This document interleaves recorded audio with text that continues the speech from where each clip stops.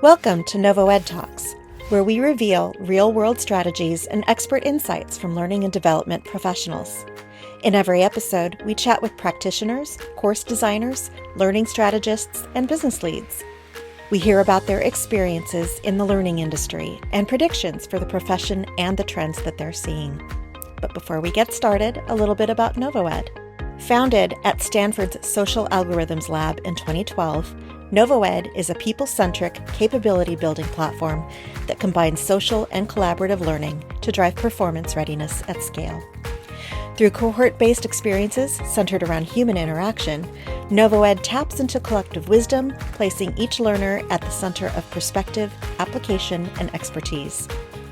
Large enterprises such as 3M, GE, Marriott International, and Nestle partner with NovoEd to accelerate their critical initiatives, reconnect teams, and achieve rapid alignment through learning that is felt, experienced, and swiftly transformed into impact. Now, let's meet our guest for today's episode. Hello, everyone, and welcome back to another episode of the NovoEd Talks podcast, a podcast for training trailblazers to get real. Today, I am joined by Kevin Jung of the Walt Disney Company, who works at Walt Disney as a learning and development program manager. In his role, he is responsible for overseeing the Accounting and Finance Rotation Program, which is a program that grows and develops early career analysts to be the future finance and accounting leaders at Disney. I'm so glad you put in that definition there because I'm not sure I know what that was. He is passionate about helping other people reach their potential and aspires to create more non-traditional opportunities for growth. So, Kevin, thank you so much for joining us today and welcome. Thank you. Why don't you start by introducing yourself, your role, and your company? Yeah, thanks, Melissa. I'm very happy to be here. Like Melissa said, my name is Kevin Jung. I am the Learning Development Program Manager at the Walt Disney Company. I am responsible for domestic enterprise-wide development programs, but my main focus is the Accounting and Finance Rotation Program, which is essentially a 2-year rotational program where we are hiring early career analysts to join the program to do 2 years, rotating every 6 months into different functions of Disney within accounting and finance. And when they graduate into a senior level role. So I just love managing this program because it really aligns with my passions of helping other people grow and reach their full potential. And I do think it's a great way to grow a little bit quicker, and it's very non-traditional than your usual path of growth. Yeah, I love that. And the experience they must get from that is phenomenal. So, obviously this is a very kind of like unique path, but who are your learners? I'm sure they've got a great diversity for background. But who are your learners and what are some of their biggest challenges? Yeah, so we definitely target those who are earlier in the career. So we are recruiting from campuses all over the country to be located either in California or in Florida. And I would say that, coming out of college, it's really the first time job. They've done 4 years, they've learned a lot of different things textbook wise, but they haven't been introduced to the workforce yet. So I think as you're coming into Disney, the challenges are, where do I start on this journey of learning? How do I know what's important, what's relevant to learn as I'm kind of navigating the company, as I'm navigating my role? And also knowing how to learn. A lot of us, we're used to reading a textbook or listening to a lecture or something. There can be different ways to learn, either in person, virtual, a live course, watching a video, or even participating in some kind of activity. I think also, as you're in that early career and you're trying to navigate and learn everything, it's taking that time to learn. A lot of times you're just so busy focused on your work and your day-to-day stuff that you don't actually put together time separately to learn things that you need to. Yeah, absolutely. And coming out of especially just coming out of college where you have this very traditional way of learning, knowing that one, you're going to continue doing that, but maybe in a very different way than what you were just doing for the past 4 years or whatever. Exactly. So what are some of your biggest, challenges with these L&D programs for these folks, and how are you approaching them? Yeah, I think fortunately the program I manage is fairly small, around 30 to 40 people every year. And so I think really it's how do I approach it in trying to find learnings that are relevant to them and to cater to different personalities and learning structures. they're not quite sure the best way for them to learn. And so we're trying to figure that out as we're helping them. So I think, some of the challenges is how do we have the dedicated learnings to point them in the right direction, but also giving them the choice to explore other areas because as they're figuring it out, we're figuring it out, and we want to provide as many options as possible for them. Yeah, absolutely. Speaking of which, with different options, and you mentioned, remote work and in-person work, but with the rise of kind of remote work and virtual collaboration, how has your approach to learning and development adapted to ensure that these employees are equipped with the necessary skills for, what they're doing? And, obviously with this being a new program, maybe I haven't adapted the program that much per se, but just like with the shift of everything, what have you seen and how are you incorporating that into your programs? Yeah, it's just from history for the program. So the program's been around since around 2010, but there has been a lot of shifts in, the program, the program team, the way it's structured. And so I think, over the past couple of years since I joined and managed the program, we're trying to adapt like the rest of the world. The landscape is changing where there needs to be a pivot in size areas such as AI, automation, data analytics. So these tools we're teaching them to ensure that they're not only equipped but ready to make an impact in the digital workplace. Um, like I said, I think unfortunately because it is only 30 to 40 people at one point in time, so it is really creating that roadmap for them and also having frequent check-ins to make sure that they're consuming the content while using them as a great source of feedback because that's important, to make sure that what we're providing, what we're offering, what they're learning is actually going to be utilized and consumed well. Yeah, absolutely. And how do you kind of identify and address like some of those skills gaps that you see, if you're checking in with these folks and you're like, oh, they aren't consuming this content. How do you kind of shift or adapt or address those things? Yeah, so a huge part of my program is that I am working with 50 plus managers, senior managers, and then directors to address gaps within the individual learners. Um, they have a rotation where they are on rotation for 6 months, and we'll be checking in with their managers at the midpoint, at the end, to make sure that the analyst is on track in terms of the way they're performing. We're also helping them by looking at are there areas within that rotation that can be improved upon? So part of the learnings that we're offering is a data and analytics academy where we are putting them through 6 months of learning different tools, whether that be Alteryx, Power BI, Tableau, kind of moving beyond Excel. Can we use those learnings and utilize that within their actual rotation and the work they do? And so trying to identify areas within that work that can be automated, that can be changed.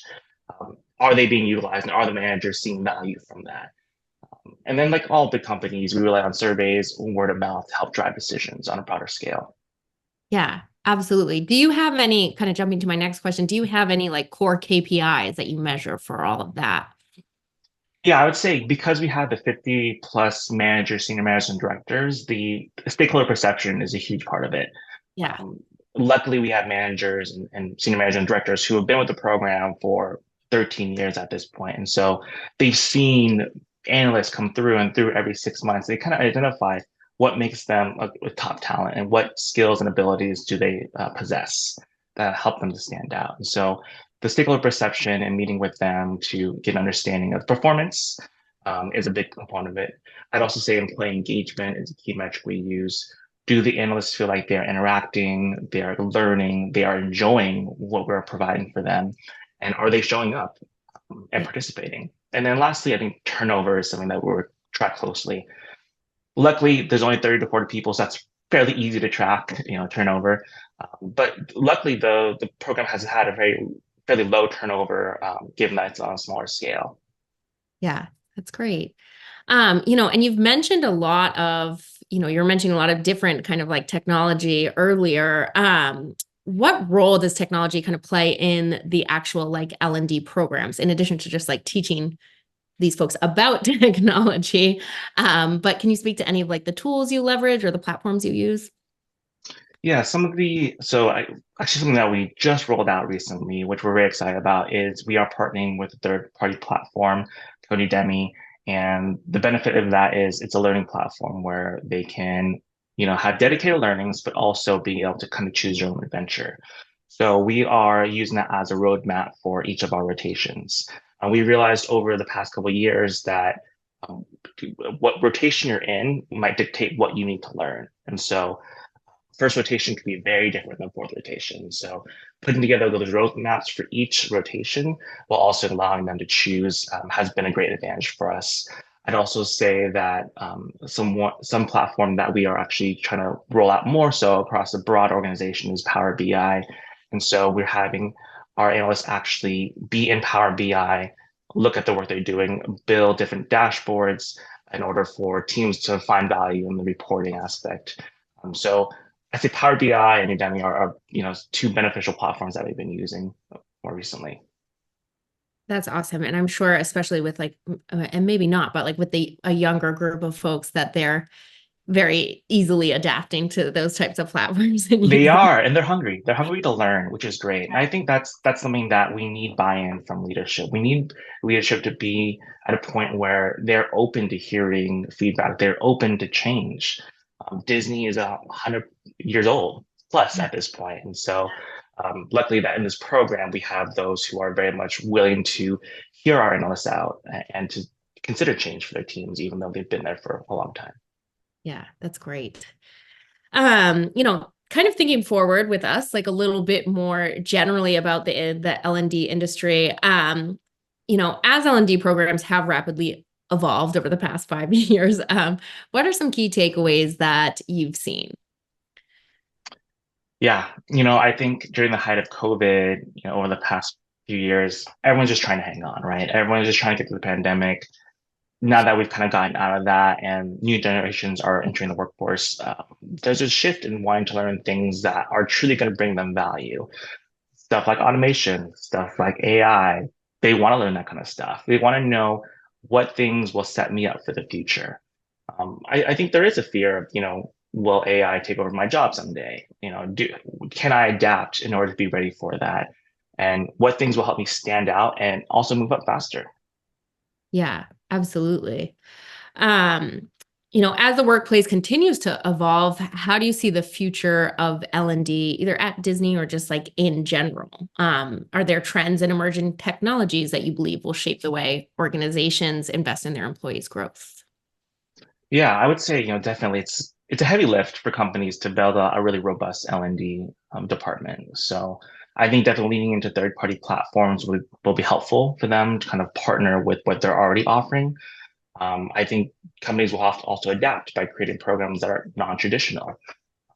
We find that those who are, entering the workforce, they want to move up, they want to move fast, they want to grow, they want to grow fast. And so, are there more non-traditional ways in which Disney, other companies can create those opportunities for them? Something like a rotation program, which I think is why it's very attractive for someone to be able to do 2 years essentially from college and then move up to a senior level role. So I think companies will have to be creative and that. I know there are already a bunch of different development programs out there, but I just see that that will continue to grow more and more. Yeah, which I think is great because, like you mentioned, some of these folks who are coming into these programs are so eager to learn. It's like, why not take advantage of that, Mhm. right? And like, let's get them learning and getting them leading, even if that's what it Exactly, exactly. As a fun send off, we always ask everyone, what advice would you give to those just stepping into a leadership role? It can be very specific, very general, fun, whatever you'd like to share. I think when I think about leadership, I think about people first. I think it's important that you are putting the person before everything else, because if you can invest in someone and have that person bring their best foot forward, then you're going to get the best out of them. So I think being people forward is really important. I also think being adaptable, being a communicator, and lastly, knowing that you are there to get the best out of people. And so you might not be the smartest one in the room, but if you surround yourself with smart people, then everyone wins. And so just be willing to learn, be willing to be open to people's ideas, and be collaborative, working together to reach your goals. I love that. Kevin, thank you so much for your time today. We really appreciate it. And thank you, everyone, for listening in to another episode of the NovoEd Talks podcast. My name is Melissa, and we'll catch you next time. Thanks, Melissa.